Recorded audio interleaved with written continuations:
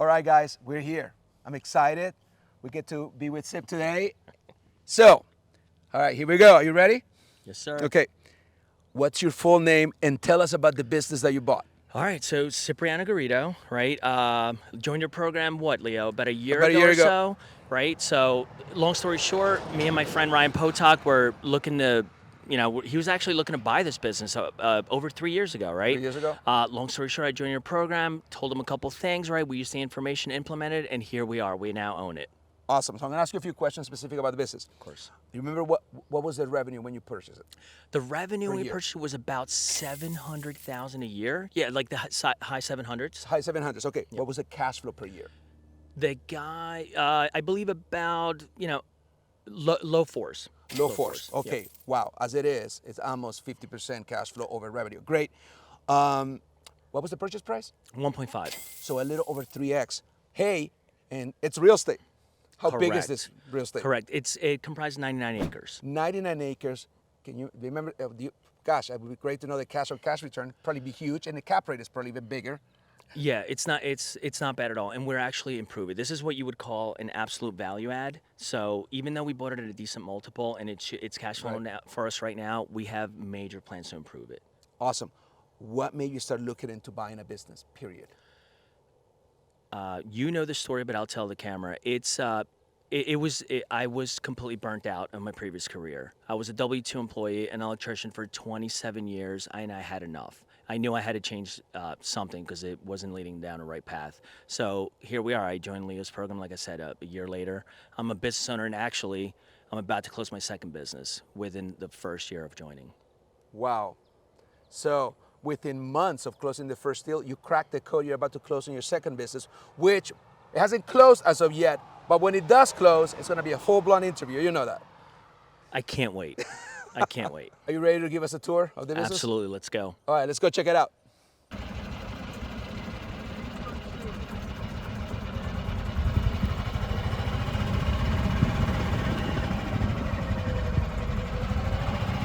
All right, Cip, here we are. What hole is this, where we are? I believe this is the eighth hole. Eighth Yes. hole? Okay. Yes. So tell us about this golf course. All right, so it's a 9-hole golf course here in just north of Scranton, Pennsylvania, in Oliphant. Again, I wish my partner Ryan was here. He's unfortunately on vacation in Canada. He knows all the things, all the specs on the golf course, but it's 9 holes, and apparently we have some of the longer greens here for a 9-hole golf course, and they're really smooth. And as you can see, it's 99 acres, so it's a challenging course. Okay.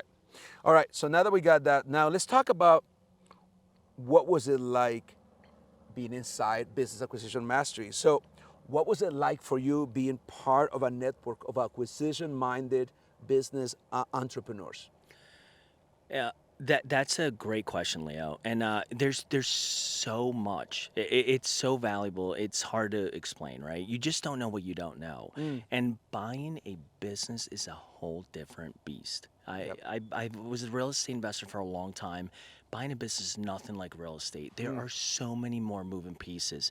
If you don't have the knowledge and the people to surround you and support you, good luck. I'm sure it's possible. Good luck. I mean, listen, even with your support, it's still a difficult process. So I couldn't even imagine going through this by yourself. Yeah, and even the last minute calls and the text messages, last minute things that happen before closing.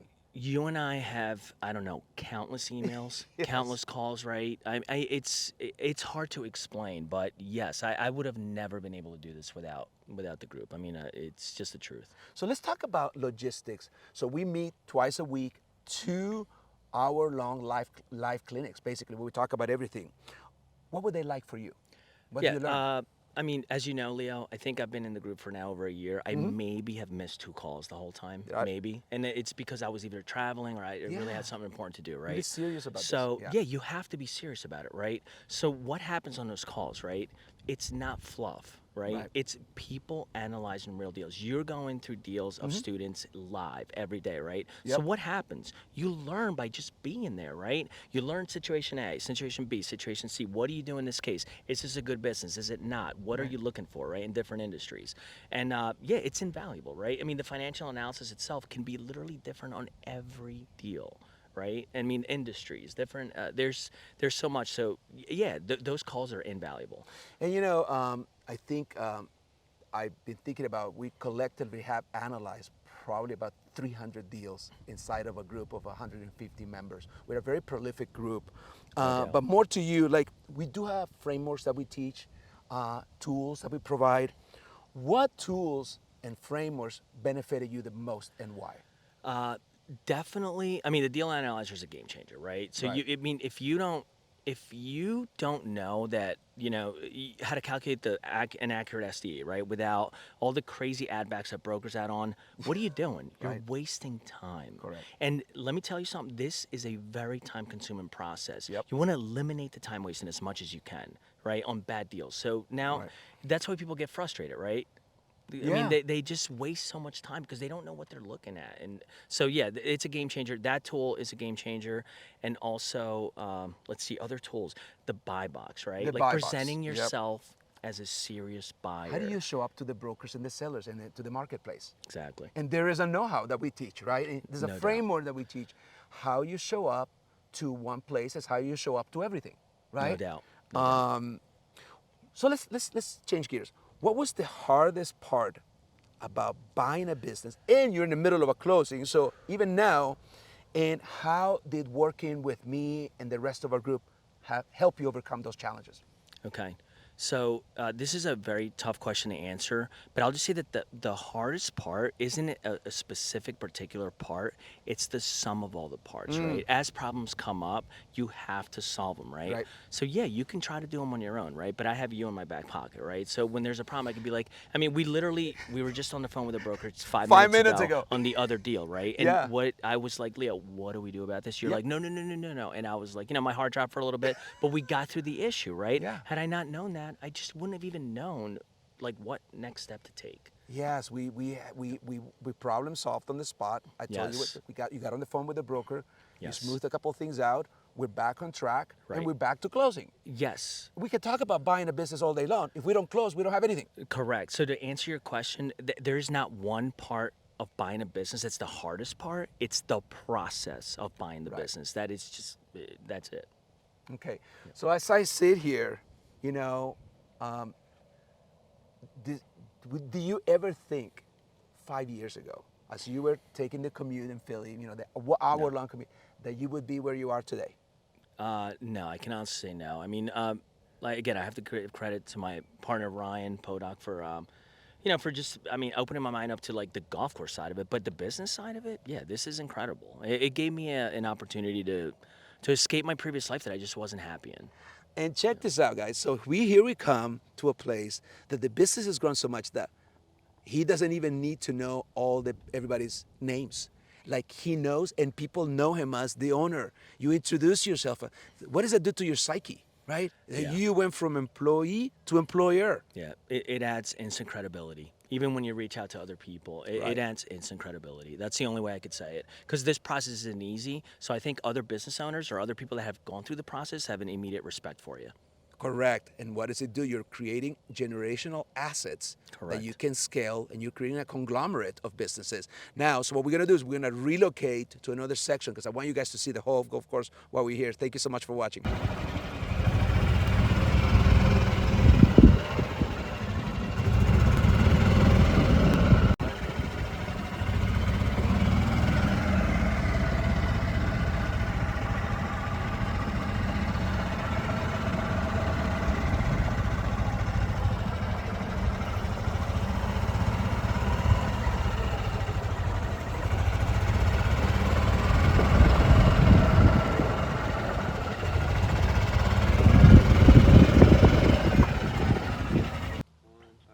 So, Sip, we were coming around the golf course, and we saw this beautiful area right here, and you are about to do something pretty cool with it. And I'm like, wait, we need to talk about it, because talk about cash for producing assets. So what are you guys thinking about this? Yeah, absolutely. So, Ryan and I and our partner Joseph, all three of us are real estate investors, right? So we come at it from like a different perspective, right? And an open mind. So we were like, why isn't there, like, we have 99 acres here. The golf course is only a smaller portion of it, about a third of it.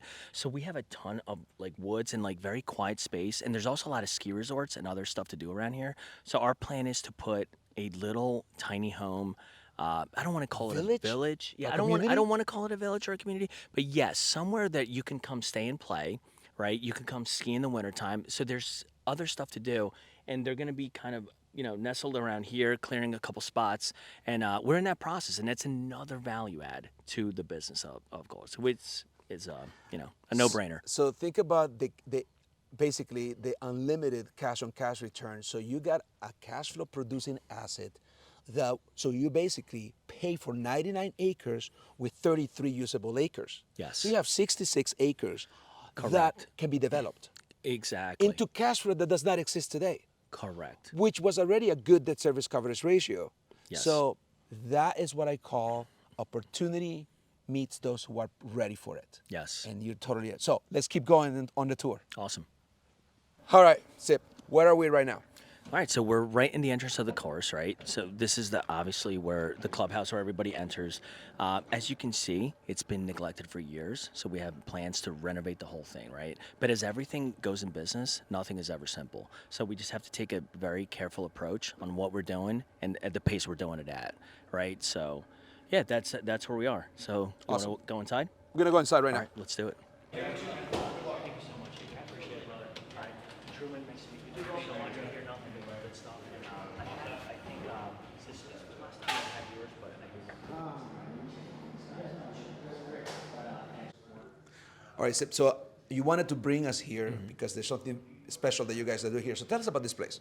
Yeah, so this part of it is the simulation room, and right now it's poorly laid out. So as you can see, we have we're in the middle of like improving it basically. We want to make this more again like kind of like a hangout place, right? Like a place where you can lounge. So we're planning on putting like a sectional couch here with a table so that people can order food, hang out, and maybe rent it for like small private events. And also that simulator is a TrackMan simulator, which as you can see is not fully operational right now because we're like painting and redoing the whole space basically. But it's another asset to this place that we're improving, right? The previous owner really didn't do much with it, so another value add in the business. So the reality is that you're taking this largely unimproved asset and you're not just beautifying it, but making it more cash flow producing. 100%. So the potential is huge.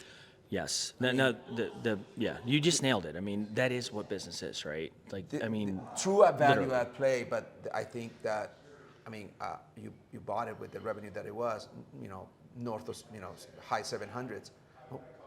What do you envision? What is fully operational? When it's fully maximized as an asset class, how much revenue do you think that you can? Yeah, drop? listen. Fast forwarding 5 years, 6 years, right? With real plans, there's no reason we shouldn't be doing $3 million a year here. $3 million. Yeah, there's no reason. Yeah. Not just a cash flow play, but this is a huge equity play. Yes. Correct. And a place that people are willing to come 45 minutes away. You're creating a meeting place. Again, I am so proud of you. Thank you. Congratulations. Yep. You've done it. Thank you so much. Appreciate it.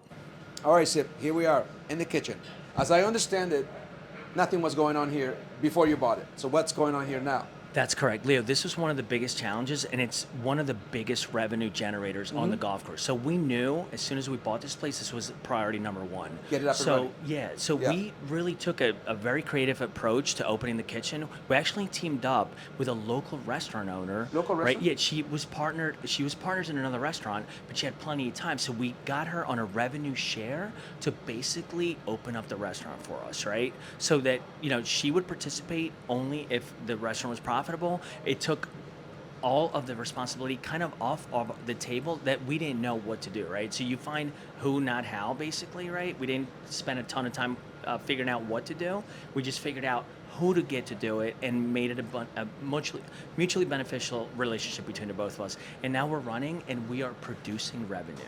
Right, so we are literally compiling the first numbers. It took us a little bit of time to get the liquor license, but we are definitely profitable because of the kitchen. It wouldn't have been possible without it. Awesome. Okay, so tell us about where we are right now. What is this? So, Leo, this is one of the best spots and one of the biggest assets of this golf course, right? Okay. Look around. Look Yeah. around. This is beautiful, right? And We're and pretty high up. yeah, yeah. We're in the second story of the place, right? It looks out to the one of the most beautiful views in the golf course, right? Yes. So it's a great place for people to hang out. And in Elephant PA, there isn't a lot of place to hang out. So we're really being intentional about creating a great spot for people to hang out, right? And Okay. and have something to do and actually create something where there isn't much, to be honest with you. So yeah, this is it's as you can see, it's one of the best spots here. How far? I mean, this so you turn it into a happening meeting place for people. Yes. How far out do people come to get here? I would say we have golfers from as far as like 45 minutes away. 45 minutes away. Yeah. Now, I would be remiss if I didn't ask this question, and I know we're still gonna do a couple things inside, Mm-hmm. but as you sit and as we stand here and reflecting on, closing this one a few months ago and understanding and getting your knowledge as a CEO and a business owner, and now about to close on another huge deal for you. Yes. And what does the future look like for you? It's hard to describe, Leo, but it's amazing.